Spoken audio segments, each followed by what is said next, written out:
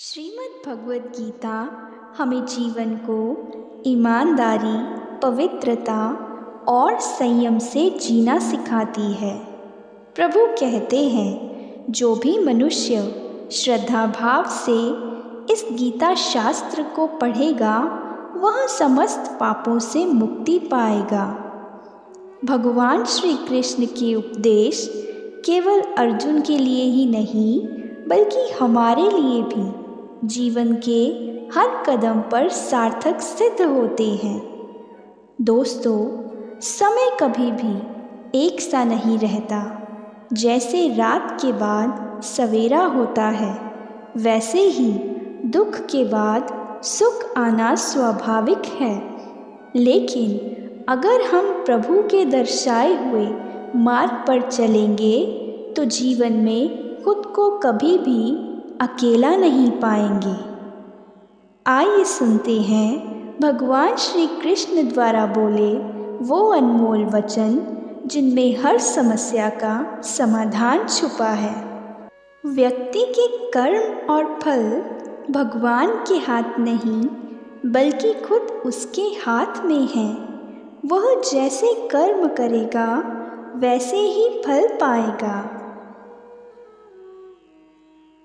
प्रत्येक मनुष्य अपने किए अच्छे कर्मों के सुख और बुरे कर्मों के दुख अपने इस जन्म अथवा अगले जन्मों में भोगता है। हम जैसी नीयत से कर्म करते हैं उसी नीयत से फल पाते हैं।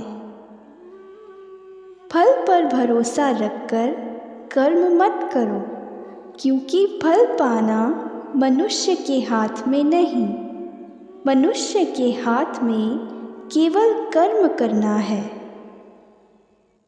भगवान श्री कृष्ण कहते हैं, फल कदापि मनुष्य के अधीन नहीं हो सकता।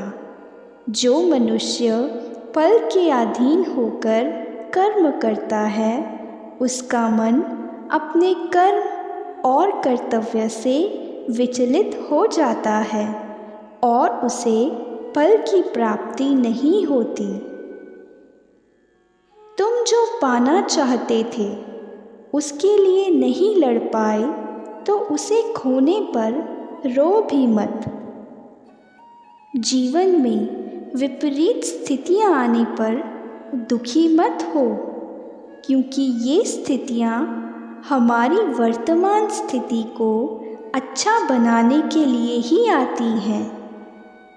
परिवर्तन इस संसार का नियम है। भावनाएं मनुष्य के मन में मोह उत्पन्न करके उसे कर्तव्य के रास्ते से भटकाती हैं। एक दृढ़ निश्चयी व्यक्ति ही अपने मन को काबू में रख सकता है और परमात्मा में विश्वास ही दृढ़ निश्चय पाने का एकमात्र रास्ता है।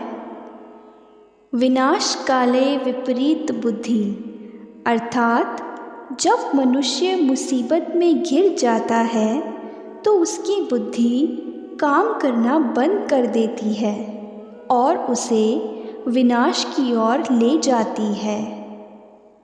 जीवन का एकमात्र सत्य है मृत्यु।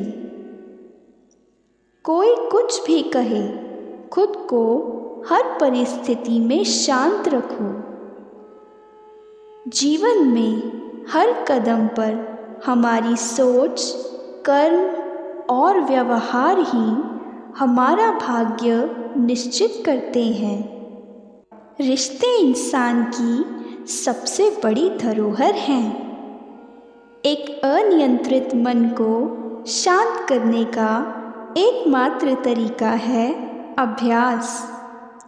बुद्धिमान मनुष्य वही है जो फल और आसक्ति का त्याग कर केवल कर्म पर ध्यान देता है।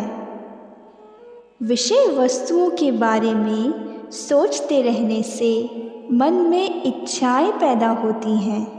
इच्छाओं में विघ्न पड़ने से क्रोध की उत्पत्ति होती है।